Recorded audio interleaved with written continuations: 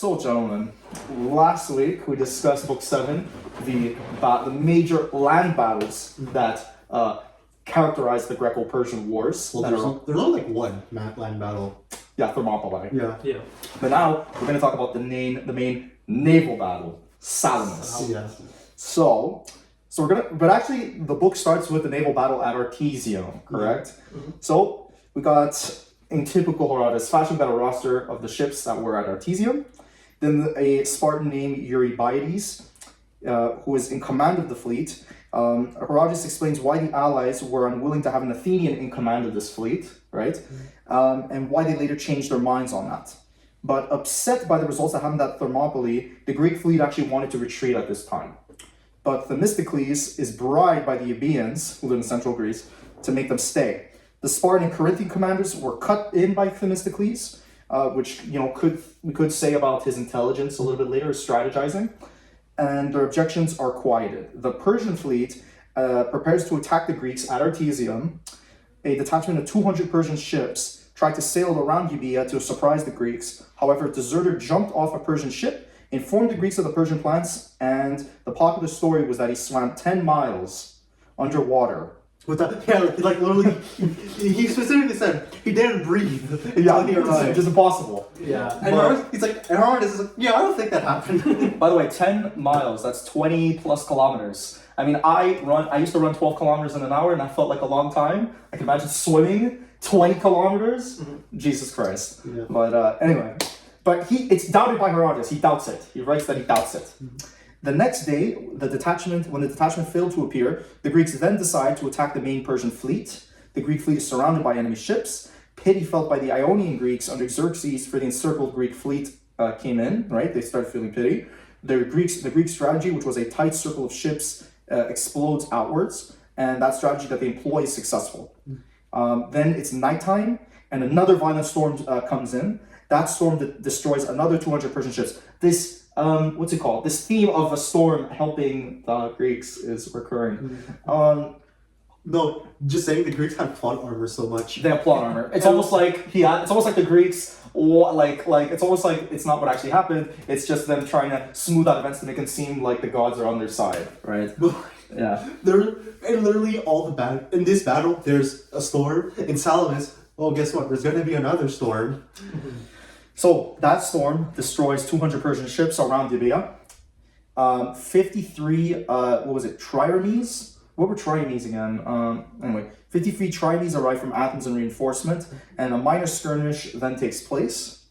Then the next day, the Persian fleet attacks in crescent formation. They fight an inconclusive battle with heavy losses on both sides. The MVPs were the Egyptians on the Persian side and the Athenians on the Greek side. And then we get to Xerxes in Greece. Which is the events between Thermopylae and Salamis. I'll let one of you guys take it from there. Well, for the most part, I don't remember in between. I do know that he marches on Athens and burns it down. Yes. Yes, I didn't know that. I didn't know. I was surprised as well. When we're taught in school, we're taught there was the Battle of Marathon, which is shortly. It was outside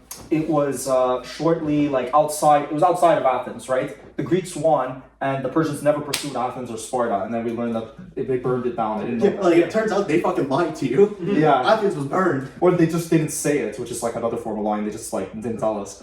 Yes, I was so surprised that Athens was burned down, and that actually informed everyone else, because weren't they stuck on an island as well? The Greeks, I believe so. The main host was stuck on an island, and all the Athenians left besides a small amount. Which, hey, guess what? They all got murdered. The Persians found them and due to a prophecy, they stayed because our houses are a wooden wall. So obviously that's what the oracle meant when the Persians won't get past the wooden wall. Turns out that's not the wooden wall they were talking about. So they died.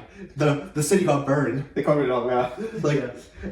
And in the end, Xerxes accomplished what he set out to do. So now he was waiting for the battle of Salamis to happen. But he said, you know what?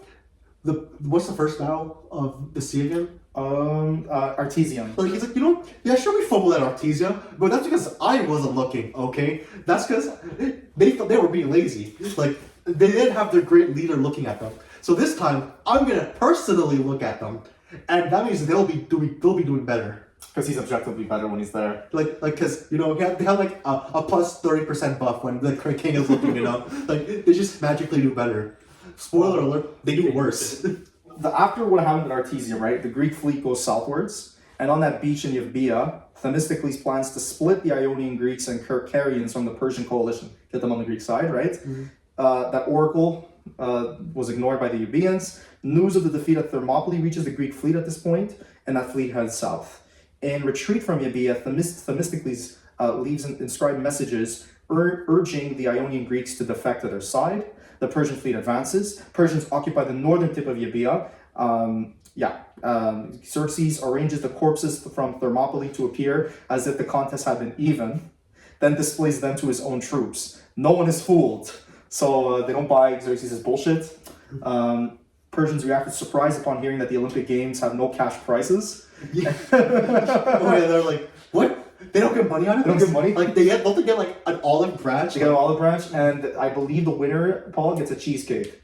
The cheesecake. Yeah, that was very, there's no way that, it might be real, because I feel Herodotus would have said, oh, that's not true. So that must have been the case. It was the case. Yeah, he never just questions it, which usually he does if it seems far-fetched. But he would know, because he's Greek. I mean, with the story of the guy swimming 10 miles, he doubted it. He doubted it. So if you could doubt that, he could doubt, we Greeks, we know how to, reward people. You could argue with the man swimming 10 miles. It seemed fishy that he would swim 10 miles without coming up for breath. But this one also just seems weird, but clearly it makes sense. If he was Greek, he would have said, oh yeah, obviously this isn't the case. We reward our people appropriately. Because he's Greek, he would have said something.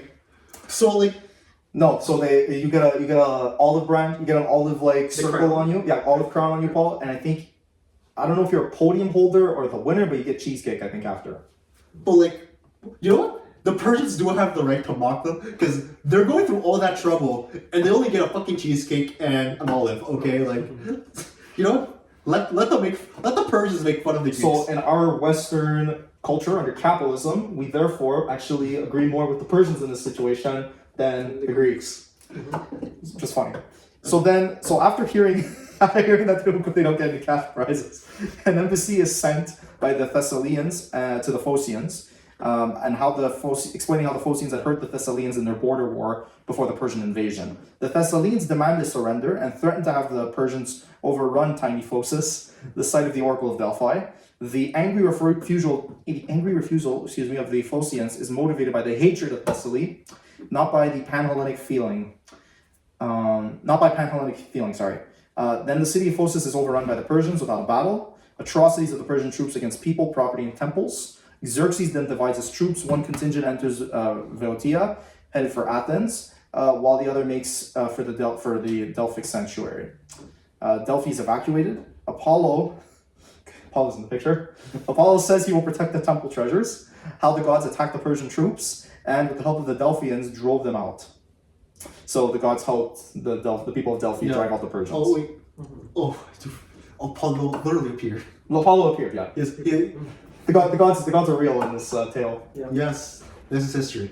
This is history, yeah. Guys swam 10 miles without breathing, and Apollo appeared. And the Greeks don't get any cash prizes. Yeah, God appears out of nowhere. Okay, that's normal. Man swims 10 miles. Nope, there's no way. That's fake. Fake news. It's I can understand Apollo appearing, but again, men swimming 10 miles without breathing. And no, he didn't question the dolphin man either. No, he didn't. He didn't question that, but he questioned the guy not breathing underwater. Oh my God, that's so true. Good point. Because dolphins are real. So the Athenians then plan to evacuate Attica, that province that Athens is in, and halt the Greek fleet at Salamis for this purpose. But the Peloponnesians are planning to make their stand further south at the Isthmus of Corinth. I've been there. A hasty decision to evacuate Attica is carried out, but evidence from the decree of Themistocles may be proof that the decision had in fact been made much earlier. The Greek fleet is reinforced from reserves at Troezen. Catalog of Greek naval forces at Salamis is declared. So there's the Peloponnesians, the Athenians, the Megarians, You got the Aeginetans, right? Aeginetans, Yeah, Aeginetans. Greeks of Italy. Some contingents from Melia. Okay, and then a war council with all these Greeks is held at Salamis. The Peloponnesians urge retreat to the isthmus. The Greeks at Salamis learn that Xerxes is in Athens, like we were talking about before. Thespia and Plataea are destroyed. A date is given, the archonship of Calliades, or 488 BC. The Persians find a few Athenians barricaded on the Acropolis, which these Athenians think is the oracle's wooden wall that we were talking about. And guess what? It's not him, you know. It ain't that wall. It ain't that wall. Xerxes' difficulty is in taking the Acropolis, like we said. The Acropolis is taken, the temples ransacked and destroyed. Some Athenian exiles in Xerxes' camp sacrificed on the Acropolis the miraculous growth of an olive tree at the Erechtheium. The council of Salamis votes to retreat to the isthmus. Themistocles is urged by Mnesiphilus, an Athenian, to prevent this retreat. Themistocles convinces Eurybiades, the Spartan commander, to reconvene the council. Friction between Themistocles and the Corinthians also comes about. Themistocles argues for the strategic advantages of fighting in the narrow waters near Salamis. As we can tell, Themistocles is not a stupid individual. The Corinthians fiercely debate Themistocles, calling him a man without a country, but Themistocles holds his ground. Honestly, if you do look at the map as well, it actually is like a really good strategic point for them. Yeah, making it narrow and therefore making it easy to surround the Persians and surprise them. It's also right? like it's also the case that I would assume like the Greeks would have like some roughly the same map that these guys had, that Herodotus has. Yeah. So like we could see from that, like, you know what, Salamis is a good place, and honestly Athenian ships are really good, like in comparison to like other ships. And it's also the case that like the Persians in general have more ships, so like it's like a good way of limiting that advantage. Yeah, that's what makes it so like even. Technology is better with the Athenians, numbers are with the Persians. We'll get that more with the Thucydides. We'll notice that obviously Athens is dominant in sea, Sparta is dominant in land, and how that's an imbalance. But It's also the case that Thucydides is a general. Well, yes. was a general. Yes. Okay, so he talks about fighting in Salamis because it's really good. The Corinthians furiously debate Themistocles and call him a man without a country. You're not a citizen of any country, haha, fuck you. But Themistocles... That's cold though. Like, yeah, well, in a society like that, it makes perfect sense, right? A man is where he's from, right? And they're taking that away from him. He's a stateless person. But Themistocles is able to hold his ground. Themistocles appeals to Eurybiades and hints that the Athenian fleet may desert the alliance. Eurybiades is convinced. The council decides to fight at Salamis. An earthquake and prayers are also in the story. The story is told by Dacius the Athenian concerning the divine apparition of the procession for Demeter and Cori. Clearly a bad omen for Xerxes. So it's a bad omen for Xerxes, right? Persian fleet near Salamis. Xerxes' numbers are increased by recent ships coming in. Xerxes holds a conference with his commanders, and all of whom favor a sea fight at Salamis, exactly what Themistocles wants, except Queen Artemisia of Halicarnassus, where Herodotus is from. Artemisia wisely urges Xerxes to wait and allow the fragile Hellenic coalition to break up. It's funny how, Herodotus is from Halicarnassus, this woman's from Halicarnassus, and she's giving the wise advice. It's also very surprising that like a woman, like especially this time, in a Greek province no less as well. Yeah. That like she has like such a prominent role as well. That's true. Like, but maybe it's like, oh, women are not usually smart and able to give good advice. So that's why it's like, it makes it so amazing that they have a woman that's there, smart, gives advice. Could be that, I don't know. But like, I am curious of like the source, if it's Persian or Greek, because I'm not sure a Greek source would do that. Ooh. Especially when he talks about the Egyptians and how better they are with women than the Greeks. Yeah, it'd be nice to know that too, Paul. And if I'm not mistaken, the last time we saw Woman in Power, I believe was book 2. Yeah, with book 1. Book 1. With how Cyrus, not Cyrus, Cyrus, with how Cyrus falls, yeah. That was against that queen in Eastern Asia, on the eastern lands, yeah. So Artemisia urges Xerxes to just wait and let the coalition fall because of that infighting that we've been talking about for so much. Oh yeah, I do want to know. I do want to talk now. Like, even in like this situation, the Greeks are still infighting. They're still infighting, yeah. Like, yeah. again, they're different states. Even though they speak the same language, they are politically different, and yeah. Like, again, we see like multiple times that like if it wasn't for like the Persians attacking, it would have fallen like very fast, yeah. Because like obviously like this is gonna happen afterwards, but like immediately after the Persians leave, they start fighting each other like immediately. The Persians were like still in Greece when they were fighting each other. So like Artemisia like was like in retrospect right, like Yeah. but like I do find it interesting how like in like the previous book it was Demaratus who like he was like a Greek as well, and he said we shouldn't like go there. Like he gave like a good advice. I forgot the exact nature of the advice. Yeah. He gave good advice. Xerxes ignored it, and he gets screwed. In this case, the same thing happens. Artemisia says, "Oh, let's not do this," and then it's one of Xerxes' guys, like it was a Persian, right? Who was like, Yeah, I think it was a Persian. it was a Persian who said, "Yeah, no, let's fight. Let's just brute force our way there." And Xerxes takes like the Persian advice. To his detriment, right? And this was what confused me even more. Xerxes is pleased with her advice, and yet he still chooses not to follow it. Like, I think it's more like when Artemisia gave her advice, all the Persians were like, "Well, she's gonna die." Like they looked at her like she was a dead person, you know. Yeah. And then like when she's first, it's like a surprise. So like I'm curious if I'm just like reading in between the lines, but like would that mean that like that's like a natural occurrence, or if someone like didn't give like advice that Xerxes wanted, they would habitually just be murdered or like killed? That's a good question, Paul. Because like while like obviously Demaratus is alive, and I don't think so. I think Herodotus sort of said if one of the Persian rulers had the advisors killed. Like honestly, I'm pretty sure Artemisia lives, obviously. Demaratus, I'm pretty sure he's alive unless he died in between pages without Herodotus writing it down. No, by the way, Croesus was mentioned twice. He was, yeah. Like, okay, but anyways, back on topic, they honestly live. But like we've seen these stories that like the people around them are always surprised that they live. So like, I am curious if the assumption was like they were sent to be killed. If like the baseline was like what the advice that he didn't want was given, and so that person was just by default killed. That's true. Bring that up. That could be a possibility. Yeah. And like this is back then in an autocratic world. Wouldn't be surprised if that would happen, especially with Xerxes. But you know what? Xerxes wasn't that bad. Okay. Yeah, sure, Paul. He wasn't that bad. He's no Cambyses, okay? He makes up for the fact that he's terrible at conquering, so that makes us pleased. But he's still brutal anyway. So he likes the advice that Artemisia gives, but decides not to follow it. Persian fleet then proceeds towards Salamis, guys. The Greek fleet feels like they're locked in a corner. The wall, which is built across that Isthmus of Corinth, and the different Peloponnesians who participate in the construction is also recorded in here. Ethnographic notes on the Peloponnesians is also given. There is also a continued debate at Salamis, since some Peloponnesian commanders still want to retreat to Isthmus of Corinth. Themistocles sends a double agent to Xerxes. So one of the first like instances in Western culture where we see like agents being used, right? Because up to this point we haven't heard of that, right? Agents being playing like James Bond. Anyway, the man, tells Xerxes that he is a defector, the double agent. That the Greeks are in disarray. They are. That's what makes it convincing too, is that there's truth in it as well. And are about to retreat.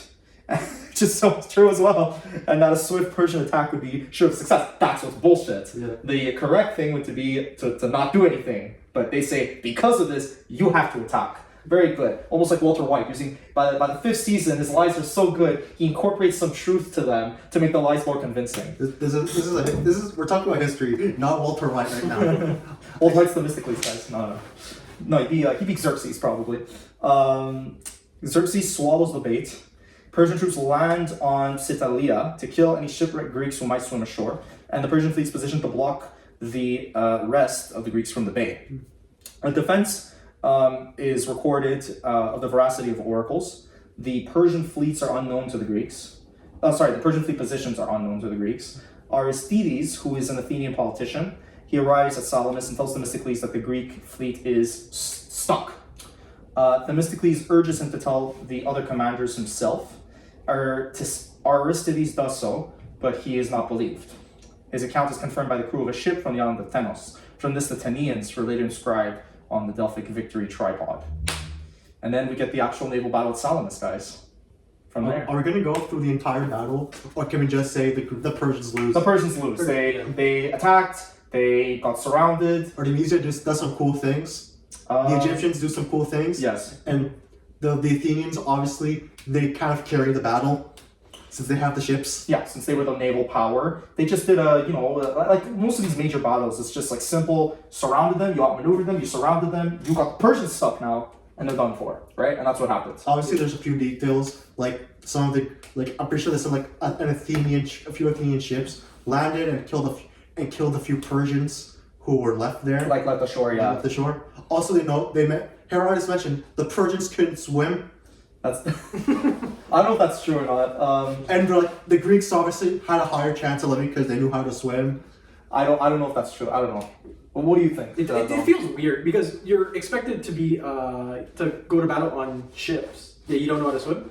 I guess maybe that adds to the Persians not being good or prepared, naval soldiers because they don't know how to swim. Because they're so focused on land. Like Yeah. like Iran is like not modern day Iran, not landlocked per se, But a majority of the land of the but they're land-going people. Though it would make sense why the Egyptians would be the best with the ships because they're on the Nile. Like They're on the Nile, and also like a lot of the cities are in the Mediterranean. Like they extend into the Mediterranean, so they have that sort of shipbuilding relationship. Whereas the Persians don't. They're land-based people. which would make sense. Like most of their empire is like in like land. Like there's not enough water to swim. You know. Yeah.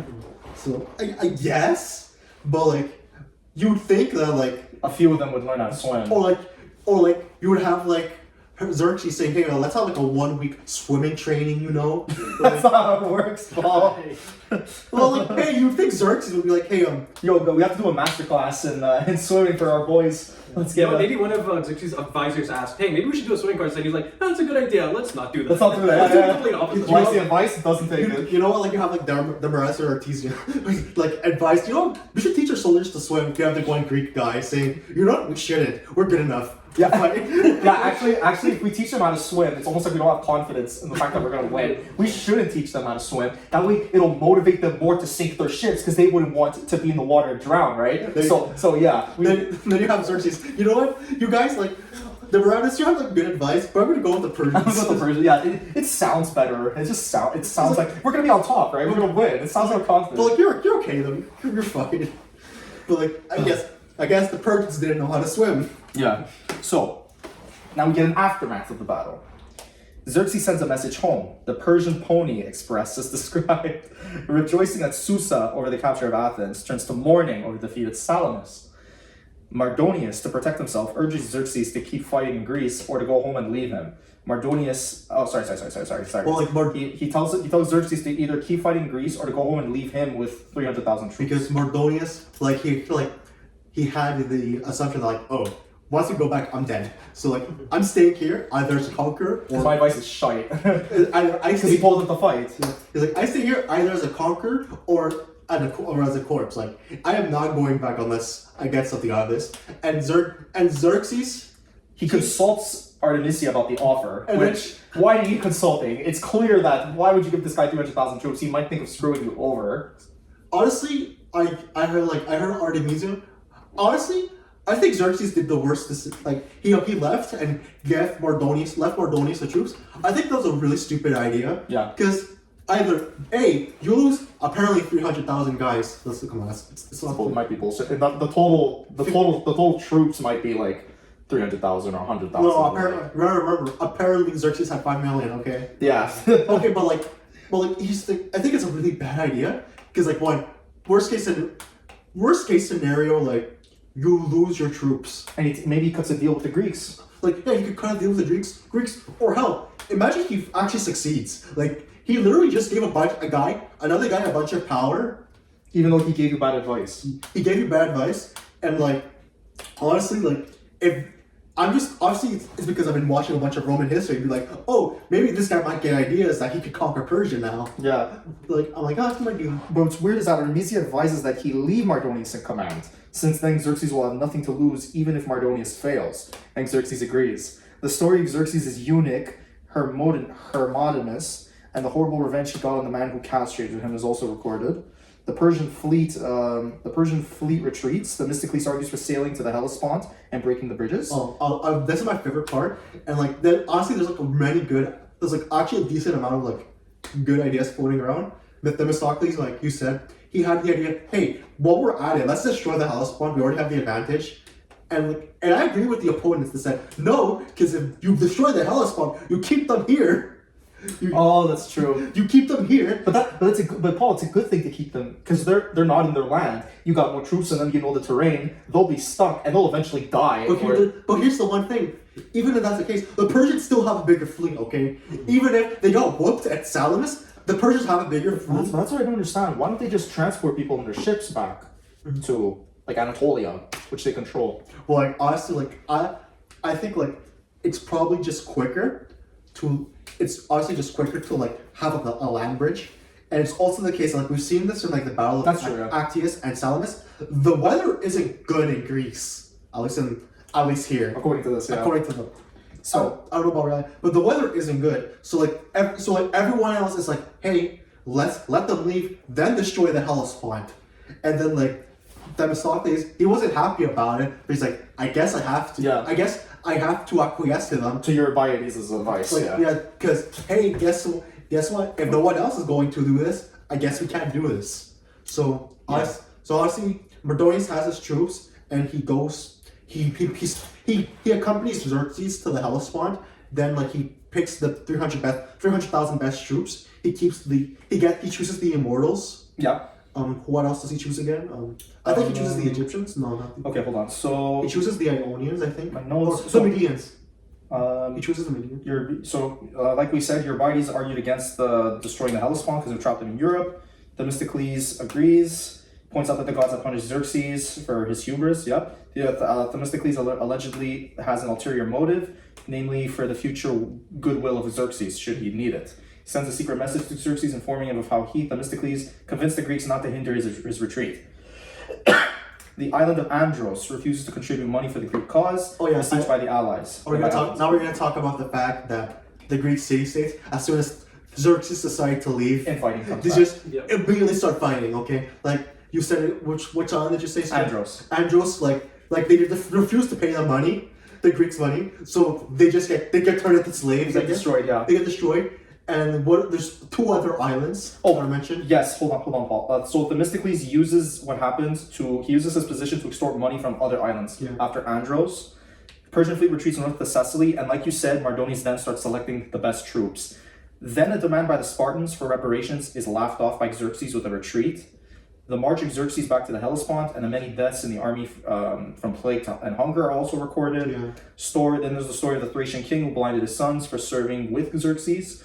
The army crosses the Hellespont via ships, since the bridges have been destroyed by storms. Herodotus knows a story that Xerxes sailed all the way home in a ship and made his retinue jump overboard to lighten the vessel in a storm. But that story is doubted by Herodotus, and he says that he doubts it because it's improbable. Then there's further evidence in support of Herodotus' version of Xerxes' return to Asia Minor, which is recorded. The Greeks then make offerings to Delphi to thank for their victory at Salamis. Apollo comes back and demands more offerings from the Aeginetans, yeah. A vote is then held to decide who is the MVP. I wrote MVP at Salamis, but that's inconclusive because each commander votes for himself. But they all vote for Themistocles' second place. So technically he wins. Like realistically, he wins because no one else was willing to cede to someone else. Exactly. Themistocles then visits Sparta. He's greatly honored there. Funny, he almost sold them out to Xerxes. How Themistocles is put down by a detractor back in Athens is also recorded. And they also show they actually show already infighting between Athens and Sparta right after. Right after. There's obviously no war going on because Athens would lose. Because they don't have the army. Yeah. They don't have a city. Yeah, or a city. Sure. Yeah. So obviously there's some back and forth between Athens and Sparta. Infighting was prevented, and I think and honestly they don't talk about, but I'm pretty sure if we read in between the lines, the Athenians are just gonna start rebuilding their city. Of course, they have no choice. Spoiler alert, we know there's a city. It's like if New York gets destroyed, you're just gonna leave New York. Let's say there's a war, New York gets destroyed, but the Americans win. They're gonna start rebuilding New York, right? So same thing with the Athenians. Also, because it's not only their city, right, but it's also So it's a source of pride, but it's also how they're going to command their power. From which seat are they going to hold their government? Like, yeah, you know? they're like Salamis right now or something like. Yeah. There's jack shit there. They're like Themistocles. They made fun of him because he didn't belong to a group. Yeah. They don't have a home, so fuck off, fuck you. They're orphans basically. They're orphans. So the Greeks could all just call them orphans and laugh them. Yeah. But like, yeah, that's mostly the end of the chapter. I think You talk about a bit about the Persians in northern Greece. Like they don't go into Mardonius much. they don't. He negotiates with Alexander of Macedon, which is weird. No, not that Alexander. No. Not that one. Not that one. That's like a century later. Yeah, exactly. But it's funny. It's funny that we're then introduced to the Macedonian kingdom finally. Like I don't think they were really mentioned. Which is weird since. But I do think it's the same family as Alexander and what was his father's name? Philip II. Philip II. Yeah. So yeah, Honestly, this is like my third favorite chapter in Herodotus. it goes like this for me. Book 1, Book 7, Book 8. I'm not sure if I prefer book 7 or book 1 first. Okay. Like they're like almost tied. Like I flip flop, but book 8 is like the third one, and then like the book for Darius is like the one is like book 4. Since like it's only half of it that's dedicated to Darius. And the rest is BS. Yeah. Yeah. Well, not BS, but additional information that we don't need. That we don't really care about. So yeah, your thoughts, Dylan? Yeah. Going back to the ranking, I think 7 was the best. I really 7's the enjoyed best, 7. okay. Yeah.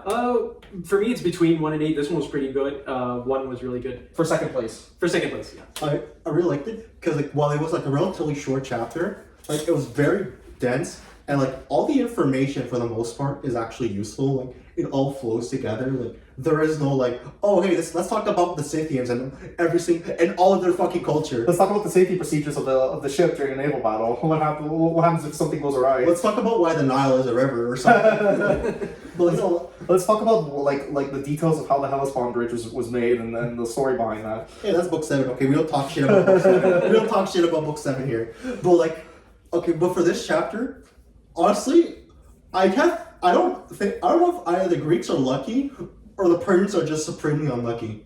I think it's Paul. The Persians are supremely stupid, but are they unlucky? Hold on. I don't know if they're stupid. I think they're just naive or they're rash. They make quick decisions. Yeah. That they jump. They jump the gun. And it's also their They go hubris. quick. Themistocles correctly says like Xerxes, and you can even say it by the Persians at a macro level, have a lot of hubris, and that's what's blinding their decision making. Well, I guess it's the case where like they're the biggest empire as far as they know. Okay, like No, this is the biggest empire that's ever existed at this point. really no. They've conquered the most territory out of any place up till this time. That's key. Yeah, they're the biggest empire. They have like even obviously it's not 5 million people, but like maybe 200,000. Maybe they have 5 million in their population max. But in their empire. like in the army, like what? Let's say like 10% of that. That would be like 500,000. Maybe Yeah. that's probably a lot. Yeah. But it's possible. So like they had that much people. So like obviously they would be thinking, hey, even if we just brute force this, what are they gonna do? Yeah. They don't have the numbers in their point of view. It's- We're eventually gonna win. Is the way they see it. And like, Yeah. and I guess Xerxes did the biggest cope. Okay, he's like, technically, I did what I set out to do was to burn Athens. Like, that's the biggest cope I've historically read. Okay, like you weren't here to destroy Athens. You were here to take Greece. yeah. You were here to take Greece. Okay, like, okay, whatever. He coped so hard, but like, it's one of those cases where like, I think it's like the Persian army is actually really strong when they're familiar with the territory, but like when we see like when they deal with like things they're not familiar with, like the Scythians, they're just screwed. Okay, like and with the Greeks, like honestly, like the Greeks are just better armed. Not only do they not know about the terrain because they're not from there, they don't even. Oh my god! Not only do they not know about the politics that could help them, but even when people try to advise them of such, Artemisia comes to mind. They don't even acknowledge it, which is why I don't know, Dylan. I would say they're stupid, like full on stupid, because they were time and time again they were shown the way to do things. At least according to Herodotus, the way Herodotus describes how this all went down, and they still don't pick the right. I definitely decision. agree with Xerxes. The last few chapters, every time a good decision comes up, he just ignores it. And at that point, what the hell is the point of having advisors if you're not just gonna listen to them? Say, okay, this is actually a good idea. Let's do it. Nope, it's the He says it's a good idea, but doesn't do it. He doesn't do it. Yeah, he just listens to his yes men, right? The guys are like, yeah, no. You know what? Persia's great. Persia's awesome. We're strong. And I do think, I think it could also, it's also a case, the Persians just aren't good sailors. Like, Yeah. and it makes sense, because the bulk of their empire is inland, okay? That's where they're focused. And all the conquests were overland. Yeah. So, like, it would make sense. Like, honestly, I'm not sure what percentage of the Persians didn't know how to swim, but, like, honestly, I still kind of believe a decent portion didn't know how to swim. Yeah, I would agree with you, Paul. Yeah. And, like, it's one of those things where, like, they do need a navy because Greece is, like, still relatively far away, but, like, they don't have good naval experience that are in Greek. Yeah. And, like, it just, honestly, I don't think it's a good idea to give a bunch of Greeks especially if they're Persians, like, the full monopoly of the ships. Like, Egyptians were, like, the best bet, honestly. Yeah.